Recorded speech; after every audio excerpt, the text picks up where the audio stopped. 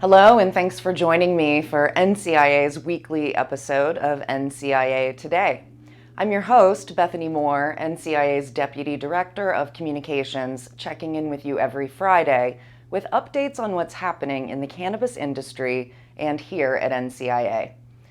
Your company is probably already a member of NCIA, but if not, you should really check out the important member benefits we offer, ranging from networking opportunities to education and business data to policy leadership. So go take a look at thecannabisindustry.org/join and learn more about our membership packages, Evergreen, Blooming, and Seedling. Since it seems like everyone is getting those long overdue, well-deserved vacations in around this time, we're keeping this episode short, but make sure you read up on the latest blog from NCIA's new chief economist, Bo Whitney. This week, he shares a mid-year update on Section 280E of the IRS tax code and how it's impacting cannabis retailers. After a strong first quarter with $5.9 billion in revenue, cannabis retailers are experiencing continued growth in Q2 with preliminary results coming in at $6.2 billion to $6.5 billion. But cannabis retailers are still struggling to make ends meet as the effective tax rate is forecasted to increase with corporate tax increases. Be sure to check out the blog for more information. All right, here's your reminders. If you haven't had the chance yet, be sure to download our newest policy paper titled The Medicine of Cannabis, an overview for medical professionals and policymakers at thecannabisindustry.org/reports. There's also a brand new podcast episode coming out soon where I check in with a couple of the authors of the paper, plus a special webinar presentation on the paper is scheduled for July 20th that you won't want to miss. Remember to subscribe and tune in to both of our weekly podcasts, NCIA's Cannabis Industry Voice and our newest effort called NCIA's Cannabis Minority Report. Check out the episodes on NCIA's website with host Khadijah Adams. You can also catch it live on NCIA's Facebook page every Monday morning at 1:00 p.m. Eastern. If you're a member of NCIA and you'd like to learn more about submitting educational blogs for our readers or being a guest on our weekly podcast, please send me an email at bethany@thecannabisindustry.org to get the ball rolling. And tickets are now on sale for the Midwest Cannabis Business Conference on September 22nd and 23rd in Detroit. Current NCIA members receive discounted or even sometimes free tickets to our trade shows, thanks to our retooled membership levels and benefits I mentioned earlier. So head to www.midwestcannabisbusinessconference.com today. Follow us on Twitter, Facebook, LinkedIn, and Instagram to stay inspired and connected. And if you're a member of NCIA, log in to NCIA Connect and spark up a conversation with your fellow NCIA members and colleagues today. We'll see you next week.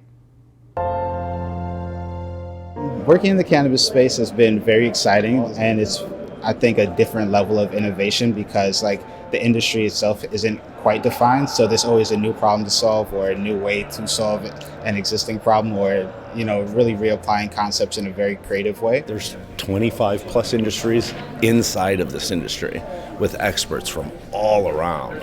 And, for me, there's no other more emerging industry, than cannabis. It's a startup industry entirely made up of startup companies with 2,000 years of user product experience. There's so many great things on our horizon, just expansion of new markets and new technology, even outside of the US. Just to know that legal recreational use came online in 2014. So that's not that far back.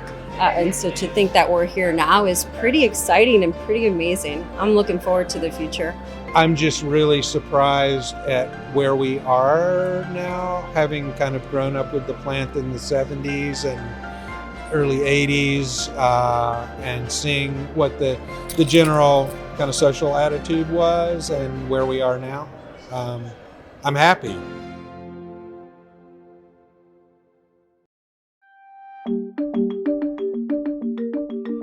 Hi, my name is Monica Gray. Kimberly Cargile.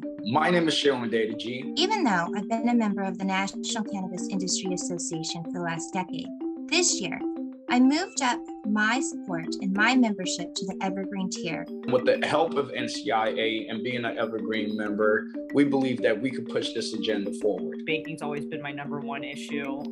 Payment processing has always been a huge issue, cash payments. But now that the cell phone companies are getting involved, we need to make sure that we get minorities and African Americans, people that have been affected by the war on drugs, indigenous people, brown and black people holistically needs to be a part of this conversation. it is so amazing to have a group like NCIA that has my back.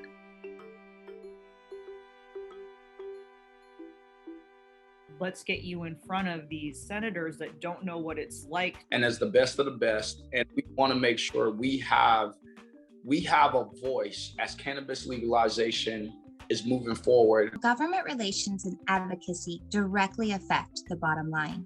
Really getting to the table as a small business member to making sure that the small business member, small business owner gets a voice at this policy table. Part ensuring a smooth transition into federal legalization and regulation for our legacy industry here in California. Realizing that no one's going to fight for you like you can fight for yourself, I decided to take NCIA's support in joining this tier of focusing on policy. We need to come together and push for this agenda. It is critical that our industry steps up and engages. We need to make sure that our voices are heard. We have the support of NCIA by joining the Evergreen tier as our lobbying firm for us, the little people. Cannabis business owners, entrepreneurs that really see the bigger picture to say, let's push this agenda forward. We can't do this without you. It is so difficult to run a business and be a small business owner in this space, in this cannabis space. I encourage you to join me and become an Evergreen member today. We need your help. Join the Evergreen tier and fight